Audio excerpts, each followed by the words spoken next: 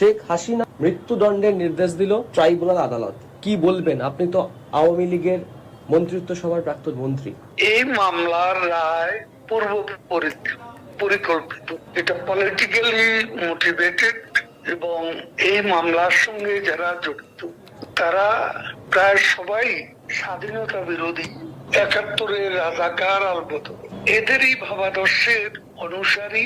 জামাত, শিবির এরাই হচ্ছে এখানে বিচারক, প্রসিকিউটর, লয়ার সবই হচ্ছে এরা। এবং এটা আমি আগেই বলেছি, মামলা রায় পূর্ব নির্ধারিত। কাদের সাহেব, আপনার মন্ত্রী, আপনার কালিগ, আপনার সহকারী স্বরাষ্ট্রমন্ত্রী, বাংলাদেশের প্রাক্তন স্বরাষ্ট্রমন্ত্রী আসাদুজ্জামান খান, তারও মৃত্যুদণ্ডের নির্দেশ দিয়েছে আদালত।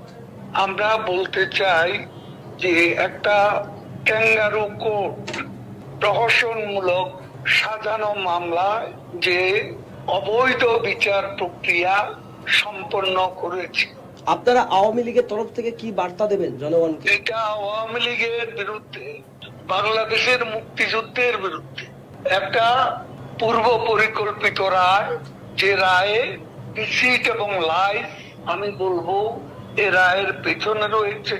তবে বাংলাদেশের জনগণ এই রায় প্রত্যাখ্যান করবে এবং এই অবৈধ সরকারের, ইউনূসের অবৈধ সরকারের অবৈধ ট্রাইব্যুনালে এই অবৈধ রায় বাংলাদেশের জনগণ বঙ্গোপসাগরে নিক্ষেপ করবে।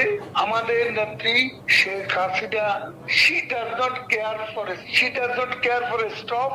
উনি এটাকে কোনো প্রকার কেয়ার করেন না এবং উনি জানেন কি হবে, কি হতে যাচ্ছে। আমরা এটা বলতে চাই যে সারা বিশ্ব একদিন দেখবে যে বাংলাদেশে একজন নোবেল বিজয়ী দেশদ্রোহিতার অভিযোগে তাকেও ফাঁসিতে ঝুলতে হবে।